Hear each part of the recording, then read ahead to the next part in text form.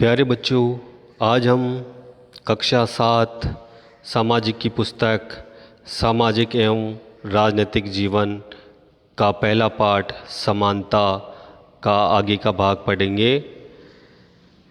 दूसरी कहानी एक ऐसी घटना पर आधारित है जो भारत के एक बड़े शहर में घटी और देश के अधिकांश भागों में ऐसा होना एक सामान्य बात है। ये कहानी श्री और श्रीमती अंसारी की है जो शहर में किराए पर एक मकान लेना चाहते थे।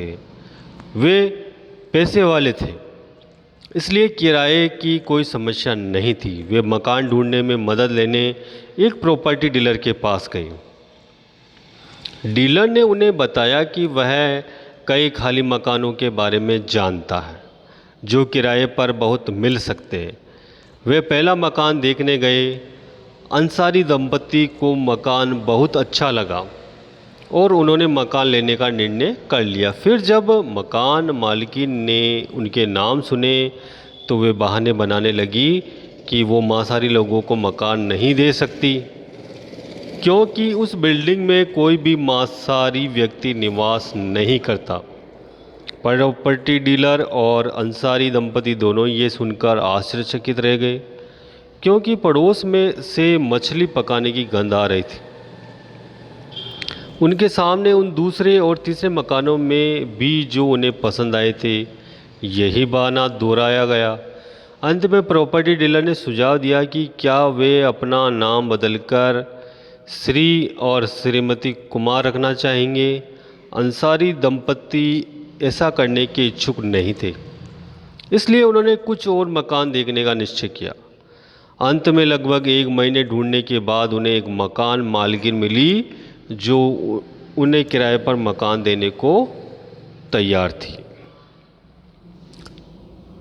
आपके विचार से अंसारी दंपति के साथ असमानता का व्यवहार क्यों किया जा रहा था? यदि आप अंसारी दंपति की जगह होते और आपको रहने के लिए इस कारण जगह न मिलती क्योंकि कुछ पड़ोसी आपके धर्म के कारण आपके पास नहीं रहना चाहते, तो आप क्या करते? एक बहुत बड़ा सवाल है। मानवीय गरिमा का मूल्य। अब तक आप समझ गए होंगे कि प्राय कुछ लोगों के साथ असमानता का व्यवहार बस इस कारण होता है कि उनका जन्म किस जाति, लिंग या धर्म में हुआ और वे उच्च वर्ग के या मध्यम वर्ग या निम्न वर्ग के। ओम प्रकाश वाल्मीकि और अंसारी परिवार के साथ असमानता का व्यवहार जातिगत और धर्मगत कारणों से हुआ। जब लोगों के साथ असमानता का व्यवहार होता है तो उनके सम्मान को ठेस पहुंचती है। ओम प्रकाश वाल्मीकि तथा अंसारी दंपति के साथ किए गए व्यवहार के कारण उनकी गरिमा को ठेस पहुंची। ओम प्रकाश वाल्मीकि को उनकी जाति के कारण स्कूल में झाड़ू लगवाकर शिक्षकों और छात्रों के सम्मान को बुरी तरह आहत किया और उन्हें ये महसूस कराया कि वे विद्यालय के अन्य छात्रों के समान नहीं हैं, उनसे कमतर है, यानी कम मूल्य है उनका। बच्चा होने के कारण ओम प्रकाश वाल्मीकि स्वयं इस बारे में अधिक कुछ नहीं कर सके, किंतु जब उनके पिता ने अपने बेटे को झाड़ू लगाते देखा तो इन्हें इस असम्मान व्यवहार पर क्रोध आया और उन्होंने शिक्षकों के समक्ष विरोध प्रकट किया। जब लोगों ने अंसारी दंपति को अपना मकान किराए पर देने से इनकार कर दिया तब उनके सम्मान को भी चोट पहुंची। फिर जब प्रॉपर्टी डीलर ने उन्हें नाम बदलने का सुझाव दिया तब उनके आत्मसम्मान ने उन्हें ऐसा करने से रोक दिया और उन्होंने उस सुझाव को ठुकरा दिया। ओम प्रकाश और अंसारी दंपति के साथ ऐसा व्यवहार नहीं होना चाहिए था। वे उसी सम्मान और गरिमा के हकदार थे जो किसी अन्य व्यक्ति को मिलती है। यदि आप अंसारी परिवार के एक सदस्य होते तो प्रॉपर्टी डीलर के नाम बदलने के सुझाव का उत्तर किस प्रकार देते? आप कल्पना कीजिए। क्या आपको अपने जीवन की कोई ऐसी घटना याद है जब आपकी गरिमा को चोट पहुंची हो? आपको उस समय कैसा महसूस हुआ हो? तो आप इन चित्रों के माध्यम से आप देख सकते हैं। ये 3 चित्र आपको दिखाई दे रहे हैं।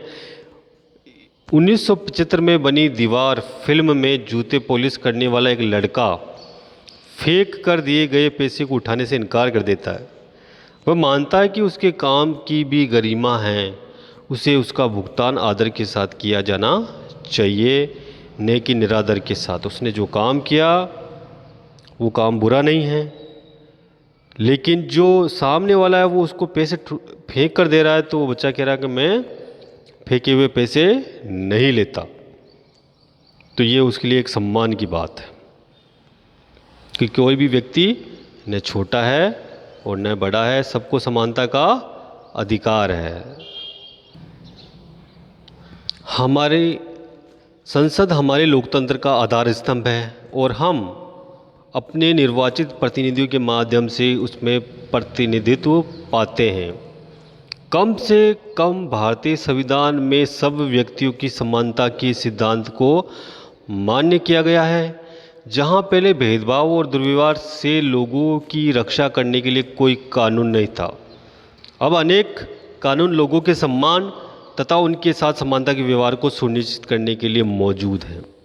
समानता को स्थापित करने के लिए संविधान में जो प्रावधान है उनमें से कुछ निम्नलिखित हैं।